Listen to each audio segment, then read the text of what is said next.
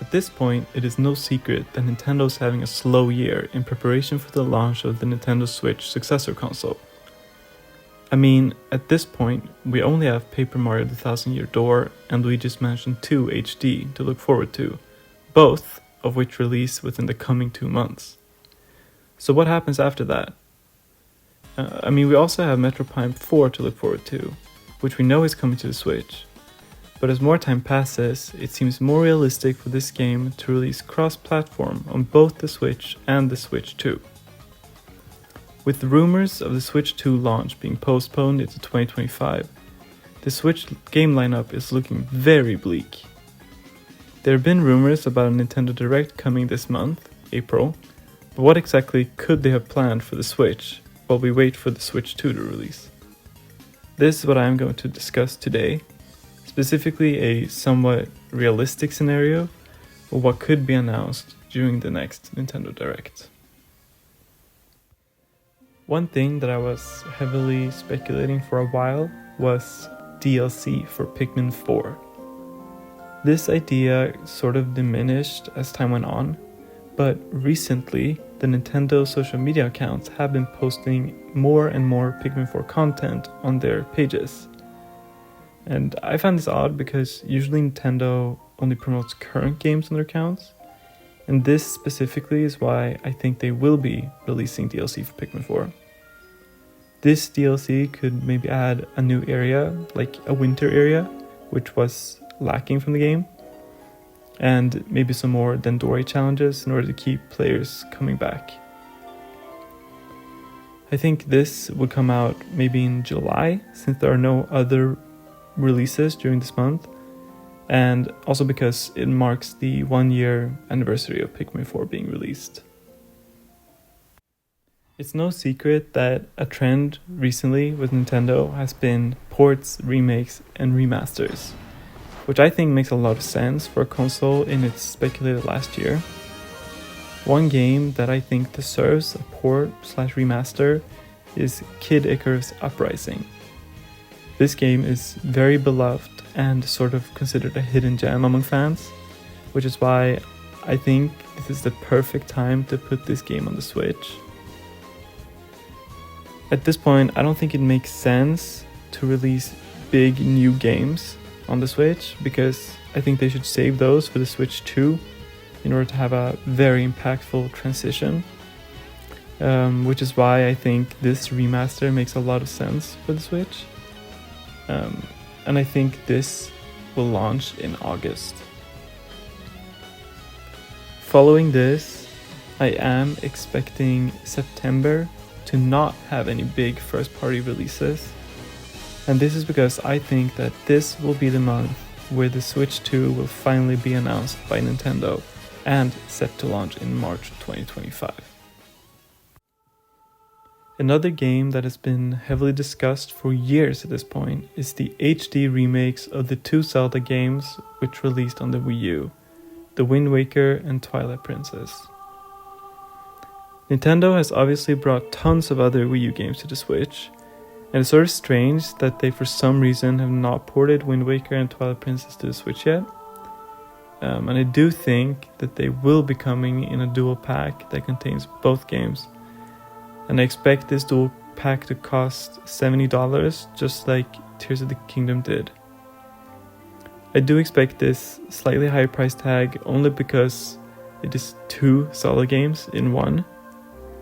I do also think that both these games will be coming to the eShop for $40 each. That way, the physical dual pack release will be somewhat cheaper than buying the game separately. And I am expecting this to release in the month of October. Now, you might be wondering why I didn't mention Pokemon Legends ZA yet.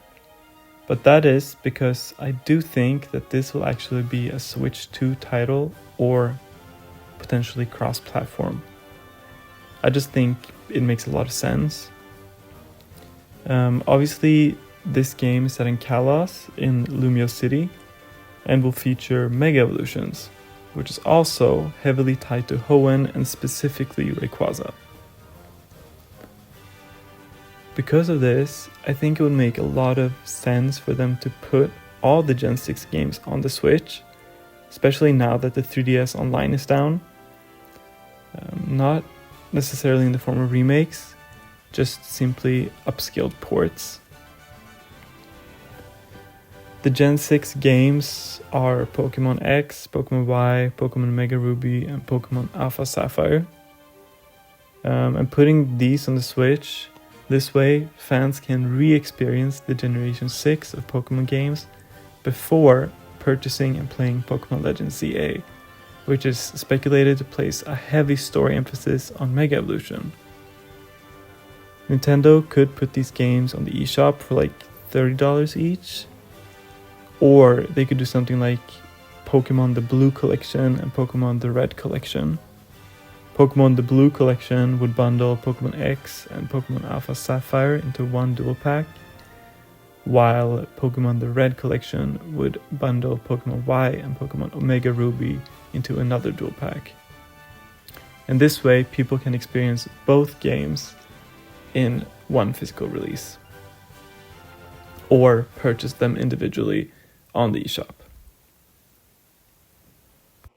Now, for the one more thing announcement at the end of the Direct, I think they will finally show a teaser for Metroid Prime 4. This teaser might not contain any actual gameplay, but at the end it will say something along the lines of more coming soon. It will then cut to the producer of the game, who will just talk shortly about the game before announcing that a Metroid Prime 2 plus 3 dual pack will be releasing in December.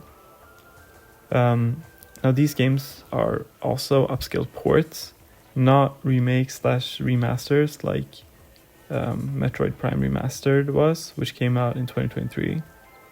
But sort of more similar to the Pikmin 1 plus 2 dual pack, which came out last year before the release of Pikmin 4. There are also other games which have been speculated, such as a Fire Emblem remake and also a port of Xenoblade Chronicles X. But I do think both of these games will make more sense to come out on the Switch 2 instead, which is why I don't think they will be coming to the Switch. Therefore, the final game lineup for the last era of the Switch will be Paper Mario The Thousand Year Door releasing in May, Luigi's Mansion 2 HD releasing in June, Pikmin 4 DLC in July, Kid Icarus Uprising HD in August, The Legend of Zelda The Wind Waker HD and Twilight Princess HD Dual Pack in October, Pokemon the Blue Collection and Pokemon the Red Collection in November, and lastly Metroid Prime 2 plus 3 Dual Pack in December. I know this game lineup might seem somewhat lackluster since there's not a big holiday release, but considering that this is probably the last year of the Nintendo Switch, their focus will be on marketing the Switch 2 instead. Hopefully some of these predictions will be correct, and I think most of them make a lot of sense, but you never know with Nintendo because they're typically very hard to predict. And I hope you enjoyed this speculation, and if you think there's some game that would make a lot of sense to come to the Switch that I forgot, please comment because I would love to see what other people think. Thank you for watching.